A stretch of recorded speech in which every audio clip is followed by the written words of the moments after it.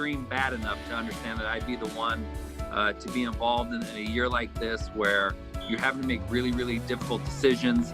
Going virtual, the world's largest 3-on-3 basketball tournament won't be held on the streets of Spokane. How you can still participate in Hoop Fest amid the pandemic. Beautiful summer-like weather around the inland Northwest continues this week. We'll talk about upper 80-degree temperatures expected later on. Community spread. For the first time since March, more coronavirus cases can be linked to community spread than to contact tracing. This morning, we take a closer look at the latest trends by the numbers. Up with KREM starts right now with Jen York, Joshua Robinson, Evan Nurani, and Dana Marie McNichol.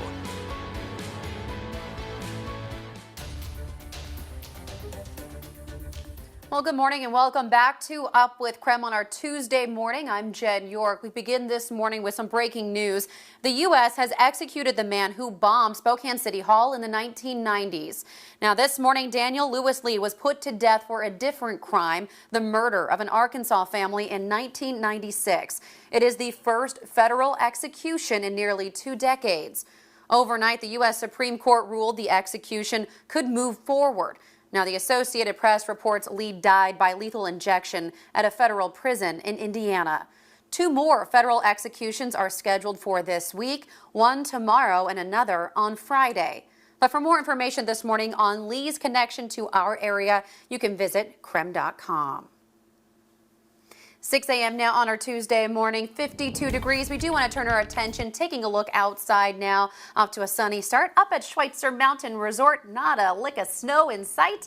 Evan joins us now with more on what we can expect as we get our day started. Good morning, Jenna. Happy Tuesday to you. We are starting off the morning, like you mentioned, with beautiful sunny conditions out there. We're here at our outdoor weather center where things are really nice to start off the morning. We've got sunny skies outside. Things are looking really, really great. We've got a little bit of shade here boxing us in for now, but I know the sun is up right behind the building that we have in front of us. The setup that we have overhead is high pressure. High pressure is going to keep us dry. It's going to keep us warm, and it's going to keep things very summer-like over the next several days. So you can see how the majority of activity that we've got in the vicinity is all the way off toward the Dakotas, where we're seeing Bismarck and Rapid City, for example, picking up on just a few showers. Let's take a look at your hour-by-hour forecast. We're going to warm all the way up to the upper 80s and low 90-degree range by the afternoon. That looks like by the time we get to about 4 and 6 p.m., we'll make it to about 82, maybe 83 degrees. 83 would be average for this time of year. So if we get to that range, we'll fall just in line with average. And the next 3 days take us on a warming trend as we head into the upper 80 and low 90-degree range.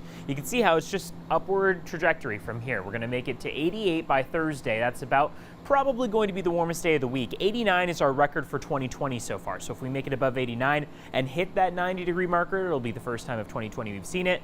Right now, it seems like after Thursday, we're going to have a cool down. So we're going to drop down to the about low 80s for the rest of the weekend and into the beginning of next week before things start to warm up once again. So very summer-like weather around us. We'll have more details on what that looks like, walk you through Future Tracker and all that coming up in just a few minutes. Let's take a look at what's going on the roads as we kick off the morning. Right now, things are smooth sailing. No trouble out there to note. Looks like if we run into any, we will let you know, but you should be able to head out and have a great morning commute with that sun shining through. Back over to you, Jen. All right, Evan, thank you so much.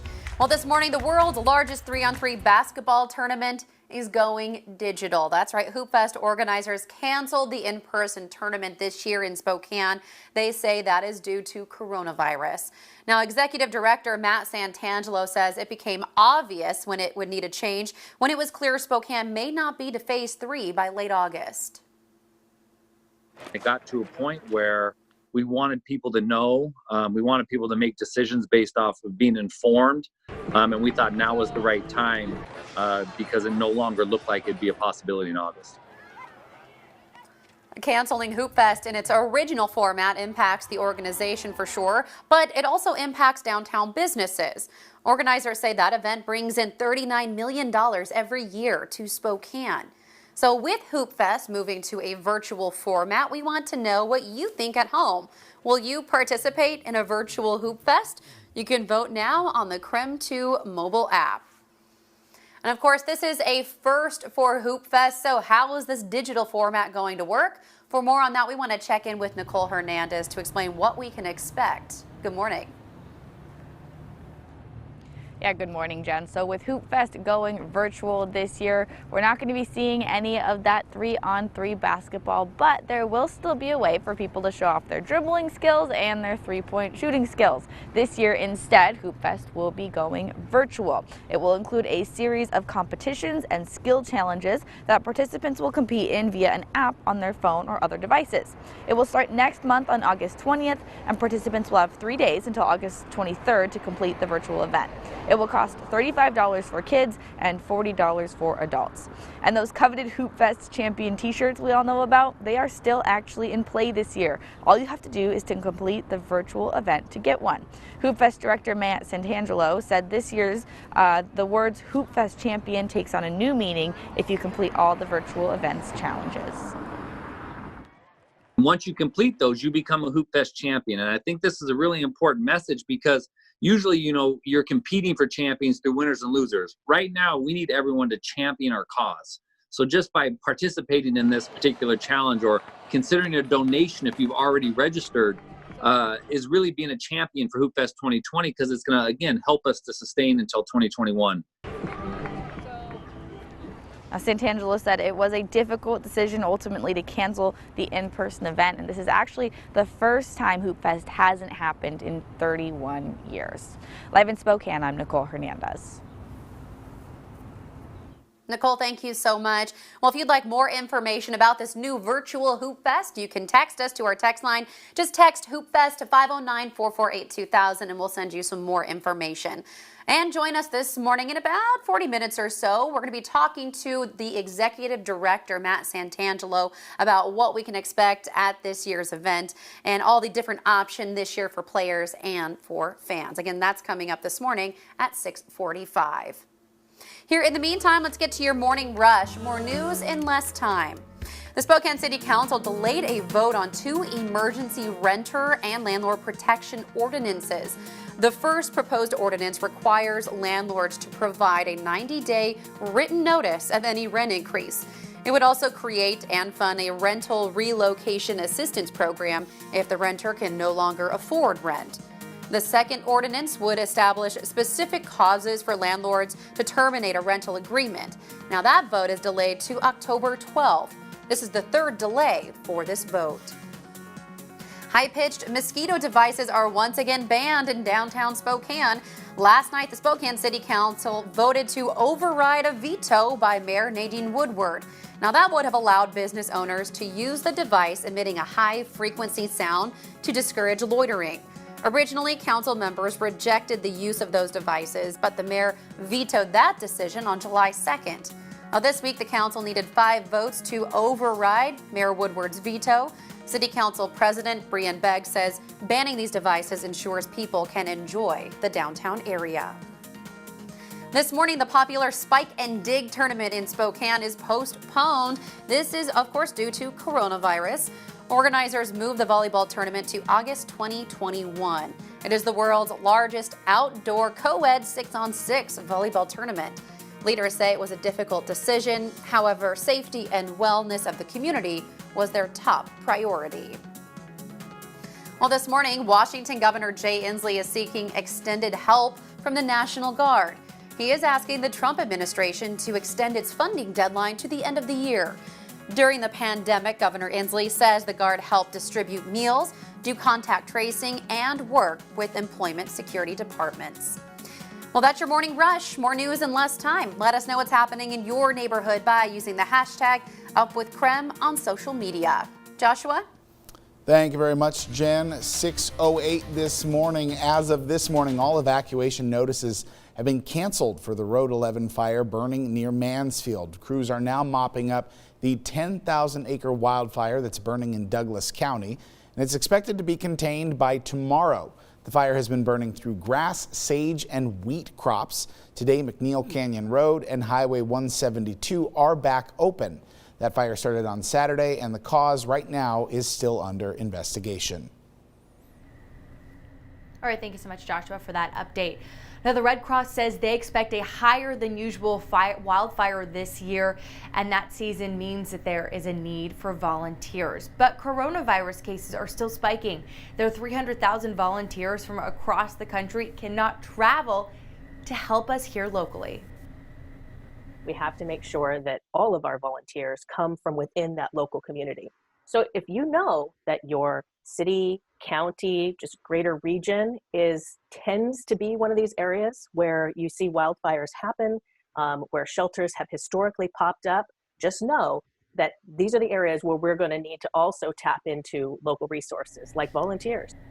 Now, before the coronavirus, 70% of Red Cross volunteers were in person, but now there's a major shift. Only 30% are in person, with the rest of the jobs that could be done from home. What type of volunteers are you looking for? Disaster mental health, some of our financial assistance.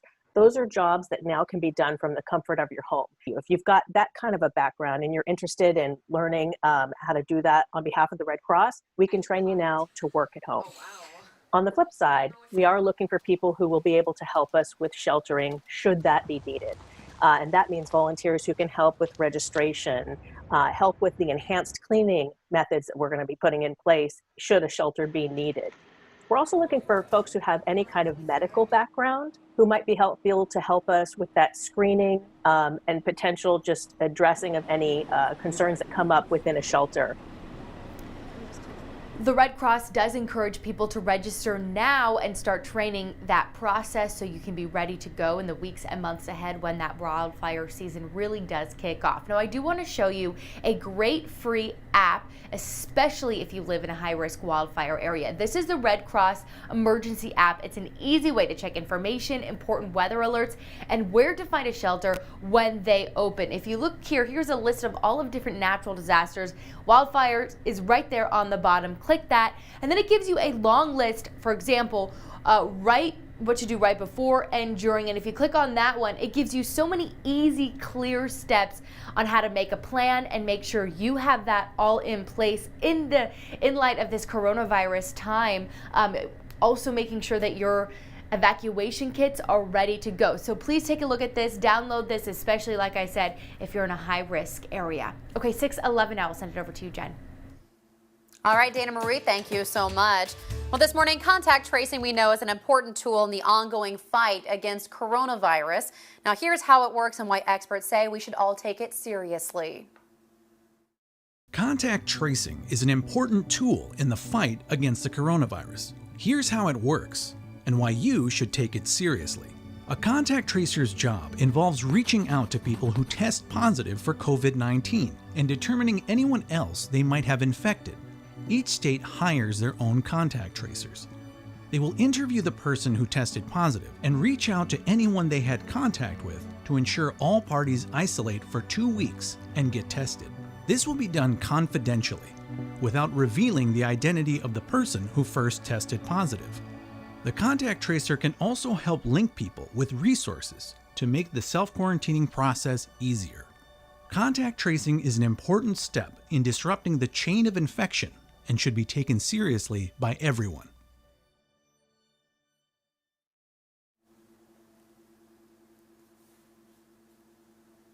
All right, well, still to come here on Up with KREM this morning, there is a debate between using a face shield and a face mask. Coming up, we'll verify which is most effective at protecting you against the coronavirus. Plus, hope is fading this morning. Antibodies may help create a coronavirus vaccine. After the break, we'll connect the dots. And very summer-like weather continues around the Northwest. We'll talk about upper 80-degree and low 90-degree highs expected by the end of the week. Coming up here on Up with KREM. And with Hoop Fest 2020 canceled, you can join us at 6:45 to talk about the new format for Hoop Fest with Executive Director Matt Santangelo. We're asking him about all of the new options this year for players and fans.